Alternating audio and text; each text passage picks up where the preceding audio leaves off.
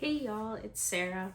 I thought I would do a quick check-in fully in my PJ sweater, but it's a Monday. Here we are.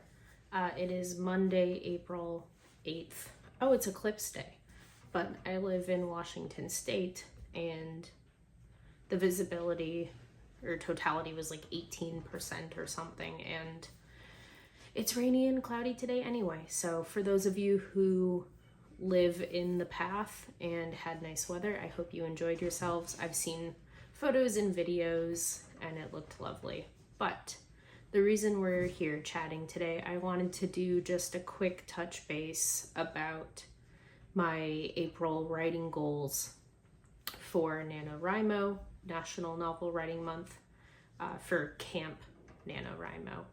So every April, I won't go too in depth because you can find more of this information elsewhere, but every April, folks in the National Novel Writing community set their own goals, whether it's drafting, marketing, revisions, whatever you want. Folks set their own goals in April. So my goal this April officially was to write 25 words, which is not my actual goal. It's to work on my writing for 25 days this month. And that's because there is no way to set a goal for anything other than word count on the NaNoWriMo website. So in lieu of setting a specific plotting goal or revision goal, I've just set a number of days goal for how many days I want to work on my draft this month. And I say draft a little bit loosely. So for a little bit of background info, I had started this writing project back in November of 2021. It was my NaNoWriMo goal and draft that I was working on. I got about half of the book drafted and then just never finished it. And I knew I always wanted to come back to it because I do genuinely love this story and I see a lot of potential with it and I want to continue working on it. However, November just ticks around every year, so the illustrious, shiny, new project idea always entices me every October, and it entices me in like July. I start planning and thinking and brainstorming, and then October is Preptober, and November we're off and running with a whole new project.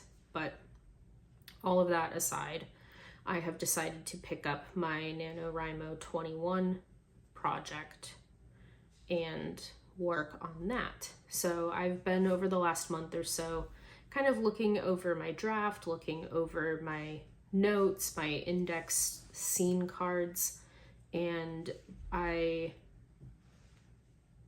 it's really great because I've never finished a writing project to the point where I feel like it's ready for other people to read. And even that being said, in the last 2.5-ish years since that NaNoWriMo event, I can see just in my notes and my draft and my plotting how I've grown as a writer. And that actually, one, it makes me realize I have a lot more work on this than I thought I did. But two, that's a good thing because I've grown, and so I'll take it. It's progress.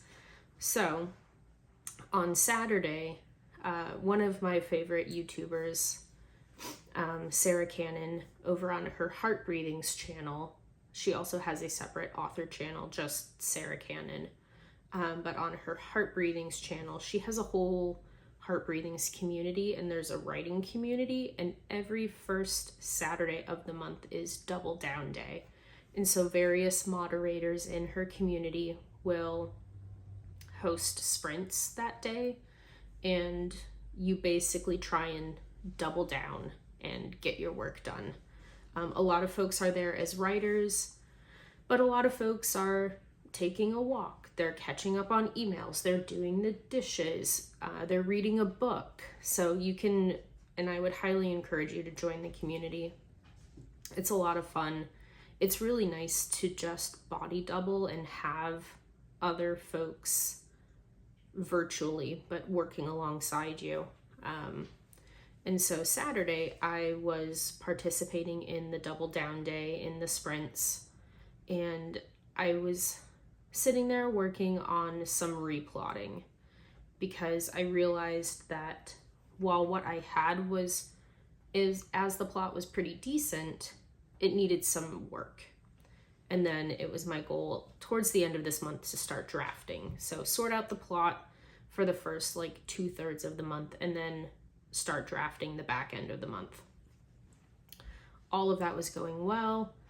I had little sticky notes with various kind of traditional plot points where you have the midpoint where it changes everything for the main character. You have obstacles stacking on top of obstacles. You have the initial kind of inciting incident that drives the main character and kind of forces this story to get into the action and to really start.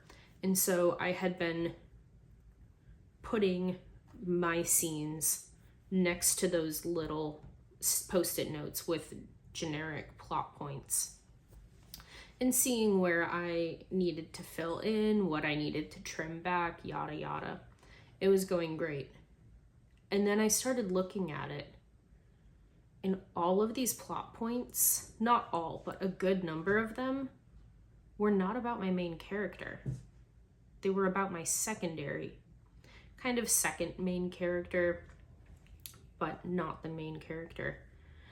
And it was one of those like moments you think of when you think of inspiration striking, or one of those moments that you see in the movies. It was very like, it was like a lightning bolt.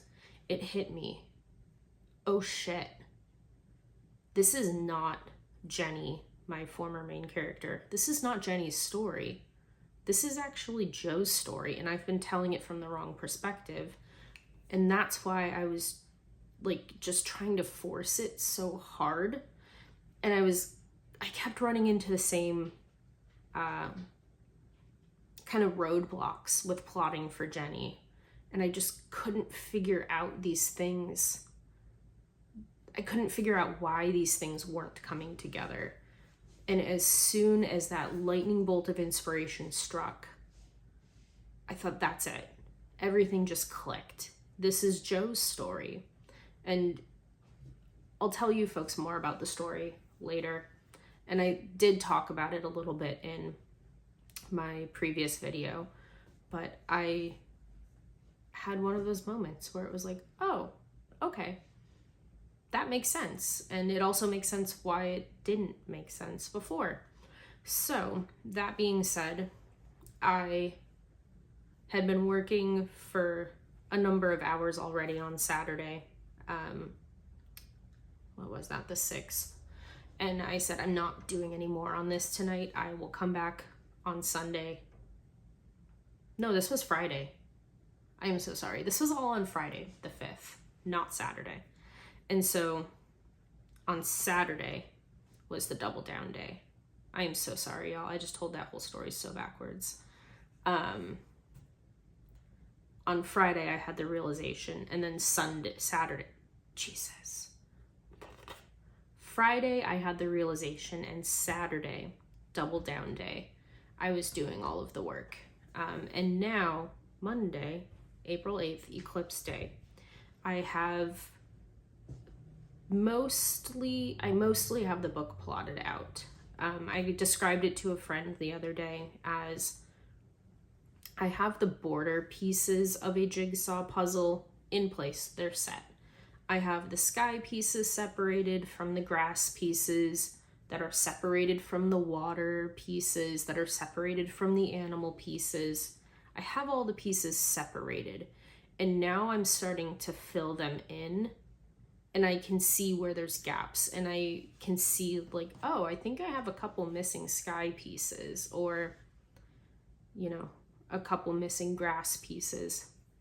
So now I'm at the point where I've got the puzzle about 2/3 of the way filled in, and I'm realizing there's more space than I have pieces. So my next move is to kind of zoom out, look at it as a whole picture and not just the grass pieces. So I'm going to look at it as a whole picture, and then I'm going to figure out exactly what pieces are missing. And then I'm going to go look under the coffee table and under the couch and in the cat tree, because you know a cat stole a piece. So I am looking for missing pieces now, and then I can finish putting the puzzle together, aka the plot. So I actually feel like I had a really successful day on Saturday working on it, largely due to Sarah's double down day. And I feel like it was my goal to start drafting April 21st. And I say this now, and I know it's gonna bite me in the butt, but I feel like I might be ready to start drafting before April 21st. The thing that will probably take me the longest is, okay, it's great that I have the plot all pieced together. I have my complete picture puzzle. But because I already have this book half drafted from the wrong character's point of view, I now need to go through my draft. And this is where I'm not sure how thoroughly I want to do this. And maybe some of you have advice, and I would love some kind, constructive advice. Because a lot of what I've drafted can stay in some capacity. POV has to be shifted. Some things aren't as relevant anymore. Some things will need to be expanded upon, and then there's a whole bunch that I'm just gonna have to write brand new. And that being said, I'm not sure how productive it will be for me, and how am I trying to say this? I'm not sure if it will be a waste of my time or not to go back through and try and kind of Frankenstein pull these things out.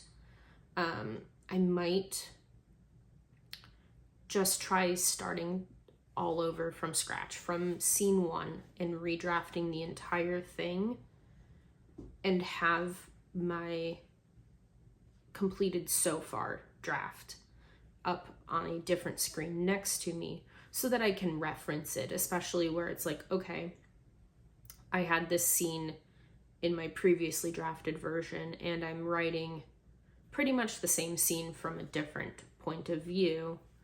So I might kind of, as I'm drafting, if it's there and available, I might have the previously drafted scene up so that I can pull things out of it and kind of perform surgery and Frankenstein what I can and save what I can from that draft.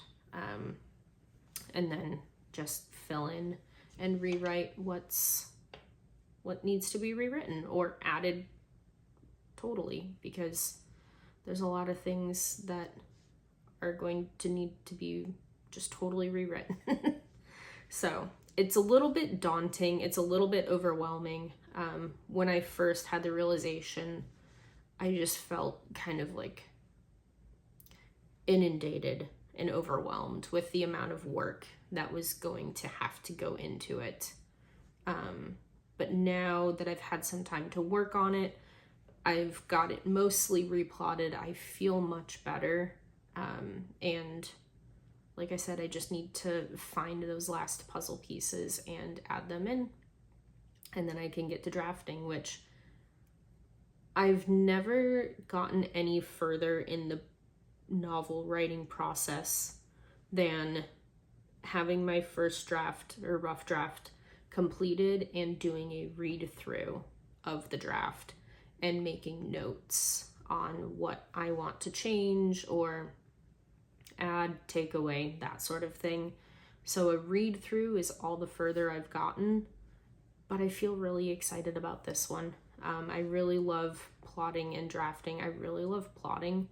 I wouldn't even, well, no negative self-talk. I was going to say that I'm not very good at it, but that's not true. I'm learning, and I'm not bad at it, to be honest. I'm not bad, but you know, you're always your own worst critic. But anyway, that is my little first week Camp Nano update. I have not updated my progress at all on the actual camp website, and I also have not worked on it every day. I've only worked 2 days so far this month, so unless I work every single day for the rest of the month, and even still, I might not successfully hit my own goal that I've set for myself.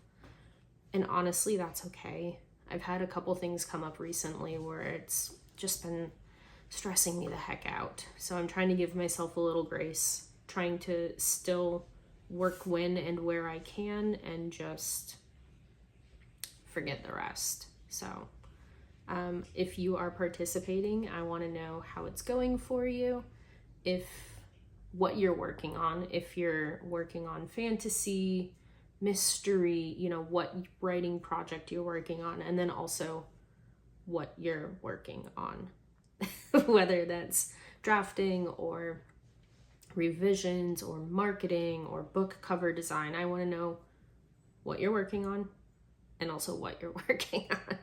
So if you want to be friends on the National Novel Writing Month's website, my name is the same there as it is here on YouTube. It's Simulated Sarah. I'm not sure, honestly, a total aside. I know there's a lot of drama and talk in the Nano community about the way things have been handled as of recently. I'm not going to go into the details of this right now. If you're curious about what's going on, there are plenty of online resources to look that info up. And honestly, other folks will do a better retelling than I could. So I'm a little unsure of where I stand in all of this. I don't think things were handled properly, so I am not crazy about participating officially.